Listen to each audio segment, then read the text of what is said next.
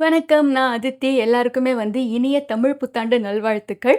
தமிழ் புத்தாண்டு ஸ்பெஷலா நம்ம இந்த வீடியோல தமிழ்னா என்ன? தமிழர்கள்னா யாரு? தமிழர்களுடைய வரலாறு, நாகரீகம், பண்பாடு இதெல்லாம் என்ன அப்படின்னு காட்டுற மாதிரி ஒரு 10 புத்தகங்கள பத்தி பார்க்க போறோம்.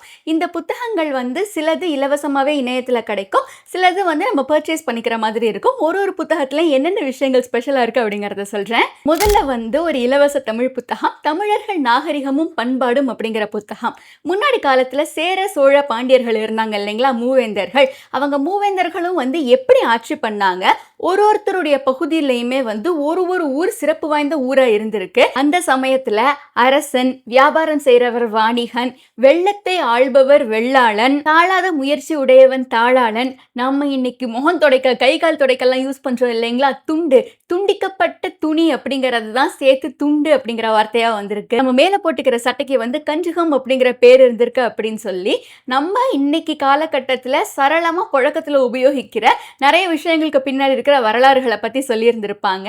இம்போர்ட் எக்ஸ்போர்ட் விஷயங்கள்லாம் இருக்கு இல்லைங்களா? அந்த காலகட்டத்துல யானையுடைய தந்தத்தை இங்கிருந்து எப்படி ஒரு குறிப்பிட்ட பகுதிக்கு எக்ஸ்போர்ட் பண்ணாங்க, அந்த சமயத்துல அதுக்கான ப்ரொசீஜர்ஸ் எல்லாம் என்னென்ன, அதாவது அந்த காலகட்டத்துல லீகலா இருந்த எல்லா ட்ரேடிங் விஷயங்கள் அப்படின்னு சொல்லி நிறைய விஷயங்களை பத்தி இந்த புத்தகம் நெடுகிலுமே கவர் பண்ணியிருக்காங்க.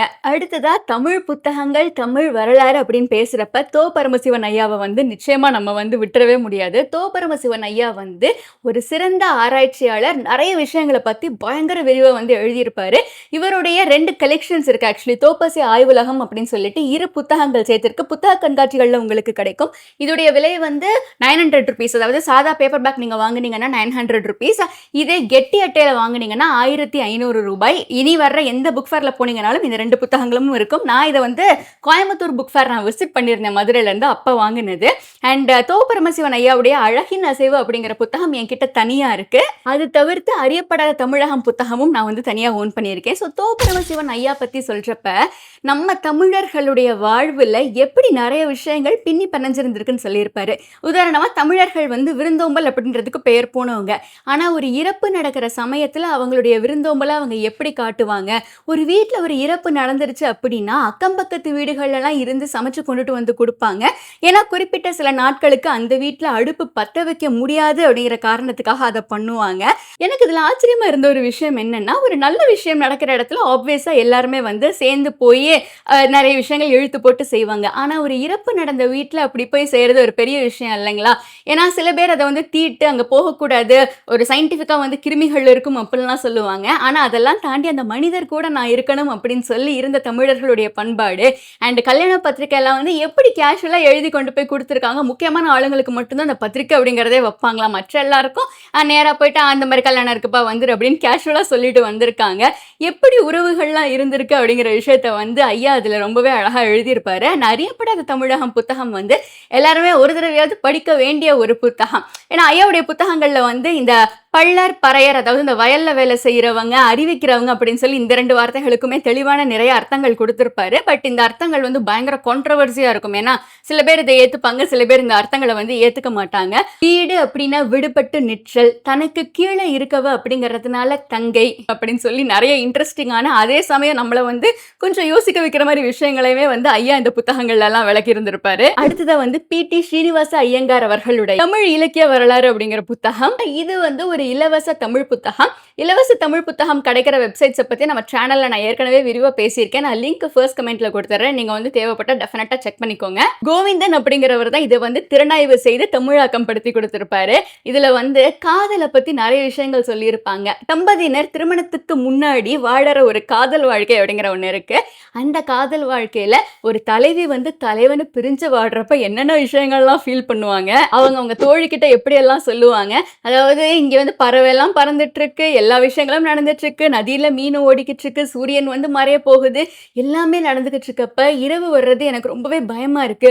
இந்த துயரம் மிகுந்த என் தலைவனை பிரிஞ்சிருக்கிற இரவை நான் எப்படி கடக்க போறேன் அப்படிங்கிறது. தலைவி என்னதான் தலைவன் மேல பயங்கர காதல்ல இருந்தாலும், தலைவி வீட்டுல அந்த விஷயமெல்லாம் தெரிஞ்சிருந்தாலும் ஒரு பாயிண்ட்ல அவங்க அம்மா தலைவிக்காக யோசிக்கிறாங்க. ஐயோ என் மக என்ன இப்படி இருக்கா, இவனோட நினைவுல இந்த மாதிரியே இருக்காளே, நம்ம என்ன பண்ண போறோம் அப்படின்னு சொல்லி அவங்க அம்மா பேசுறதை பார்த்து பாத்துக்கோங்க, அந்த காலகட்டத்துல லவ்வுக்கு ரொம்பவே சப்போர்ட்டிவா இருந்திருக்காங்க பேரண்ட்ஸ் எல்லாரும். அவங்களுடைய களவு வாழ்க்கையில இருந்த சின்ன சின்ன அழகான விஷயங்கள், அந்த கிளீஷேடான சில விஷயங்கள் இருக்கும்ல, நான் வந்து உன்னை எங்க வச்சிருக்கேன், என் மனசுக்குள்ள வச்சிருக்கேன், நான் வந்து உன்னை என் கண்ணுக்குள்ள வச்சிருக்கேன், இந்த மாதிரி விஷயங்கள் எல்லாம் வந்து எக்ஸ்ப்ளோர் பண்ணி சொல்லியிருப்பாங்க. இந்த புத்தகத்துல ஒரு முக்கியமான பகுதியா எனக்கு தெரிஞ்சது தமிழும் சமஸ்கிருதமும் அந்த ஒரு கம்பேரிசன்.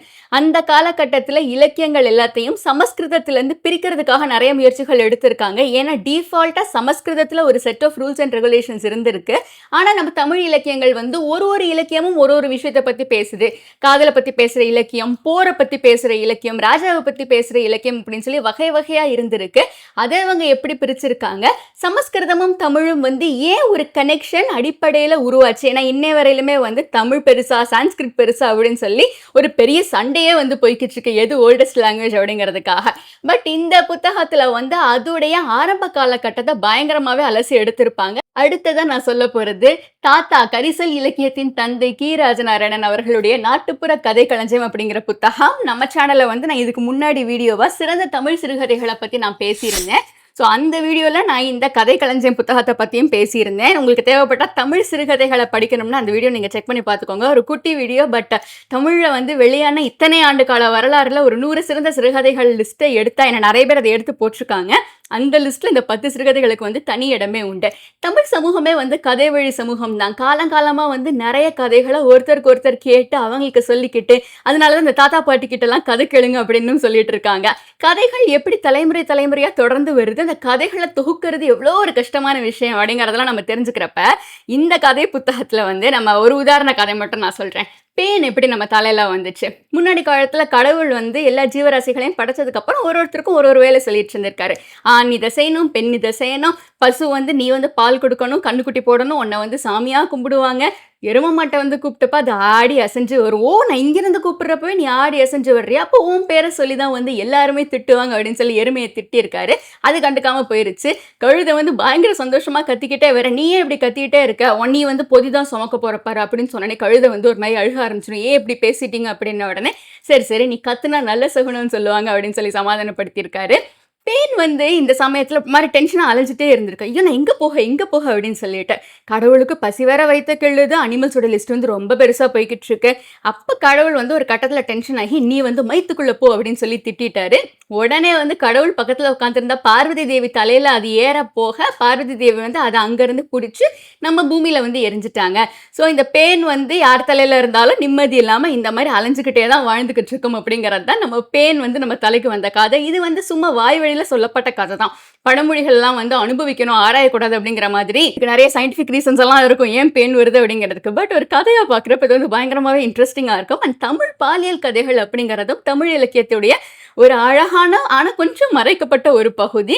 பாலியல் கதைகள் வேணும்னாலும் இந்த புத்தகம் நடிகளுமே இருக்கு. ஆக்சுவலி நான் அதை வந்து படிச்சுட்டு இருக்கேன். நம்ம சேனலில் நான் வந்து அதை தனி வீடியோவாக வந்து போடலான்னு இருக்கேன். பட் உங்களுக்கு அது ஓகேவா அப்படின்னு சொல்லுங்க. நான் இதுக்கு முன்னாடி அந்த மாதிரி நான் ஒரு வீடியோ போட்டிருக்கேன். அது வந்து பயங்கரமாக நிறைய பேர் வந்து என்ஜாய் பண்ணியிருந்தீங்க. அது வந்து ஒரு ஆபாசமாவோ கேட்கக்கூடாது அப்படியெல்லாம் எதுவுமே கிடையாது. லைக் நம்ம எல்லாருக்குமே வந்து ஒரு ஆர்வம் இருக்கும்ல, என்னடா இருக்குது அதில் அப்படின்னு சொல்லிட்டு அது வந்து பயங்கர நகைச்சுவையாக நமக்கு கனெக்ட் பண்ணிக்கிற மாதிரி சொன்னால் எப்படி இருக்கும், அந்த மாதிரி ஒரு புத்தகம் தான் வந்து இதுவும். இதுக்கு அடுத்தபடியாக மொழிஞாயிறு தேவனைய பாவனர் அவர்களுடைய தமிழ் வரலாறு அப்படிங்கிற புத்தகம் 1 2 3 4 5 நம்பர்ஸ் இருக்கு இல்லைங்களா, அந்த நம்பர்ஸ் எல்லாம் எப்படி வந்தது அப்படிங்கிற கதையை அந்த புத்தகத்தில் அவர் வந்து சொல்லியிருப்பாரு.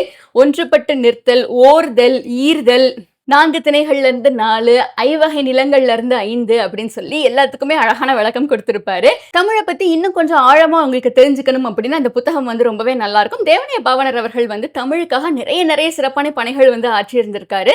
ஸோ உங்களுக்கு வந்து தமிழை பத்தி எனக்கு இவ்வளோ விஷயங்கள் வந்து எனக்கு தெரிய மாட்டேங்குது, ஏதாச்சும் தெரியணும் அப்படின்னு ஆசைப்பட்டு அந்த புத்தகம் நீங்க படிக்கலாம். அடுத்தபடியா வந்து அந்த காலத்தில் காப்பி இல்லை அப்படிங்கிற ஆய்வு கட்டுரை புத்தகம். முன்னாடி காலகட்டத்தில் வந்து இந்த காஃபி அப்படிங்கிற விஷயத்த வந்து குட்டிக்கல் அப்படின்னு சொல்லி திட்டி இருந்திருக்காங்க பயங்கரமா. பெருப்பட்டி காப்பி, பனங்காப்பி அப்படிங்கறத ஆரம்பிச்சு இந்த காப்பி தேயிலை அப்படிங்கிற விஷயம் எப்படி நம்ம சமூகத்துக்குள்ள வந்தது, இந்த காஃபியை வந்து நம்ம குடிச்சாலும் பரவாயில்ல, நம்ம பிள்ளைங்களுக்குலாம் அந்த காஃபி வந்து போயிடவே கூடாது அப்படின்லாம் அந்த காலகட்டத்தில் யோசிச்சிருக்காங்க. நம்ம தாத்தா கீரனா அவர்களுடைய கதைகள்லையுமே வந்து காஃபி இன்ட்ரடியூஸ் ஆன காலகட்டத்தில் சொம்பு குடிச்சு ராத்திரில என்ன தூக்கமே வர மாட்டேங்குது அப்படின்னு சொல்லி பயங்கர எனர்ஜெட்டிக்கா உட்காந்து ராத்திரியெல்லாம் பேசிட்டு பகல்ல வயல் வேலைக்கு போகாம தூங்கெல்லாம் செஞ்சிருக்காங்க. அந்த மாதிரி விஷயங்களையுமே வந்து அதில் எக்ஸ்ப்ளோர் பண்ணியிருப்பாங்க. அது வந்து மொத்தமாக ஒரு ஆய்வு கட்டுரை புத்தகம். அது வந்து இணையத்துல இலவசமாவே கிடைக்கிற ஒரு புத்தகம் தான். அந்த ஒரு கட்டுரைக்காக அந்த புத்தகத்தை நீங்க வாங்கி ட்ரை பண்ணி பாருங்க. ஸோ இதுதான் வந்து தமிழையும் தமிழர்களுடைய வாழ்க்கையையும் பத்தி பேசுற 10 சிறந்த புத்தகங்கள். ஸோ இதுல வந்து உங்களுடைய ஃபேவரட்டான புத்தகம் எதுன்னு சொல்லுங்க. அண்ட் இந்த தமிழ் புத்தாண்டு உங்களுக்கு எப்படி போயிட்டு இருக்கு அப்படின்னு சொல்லுங்க. For more videos, please like, share, comment and subscribe to our channel. And நீங்க Instagramலயும் ஃபாலோ பண்ணிக்கலாம். Thank you.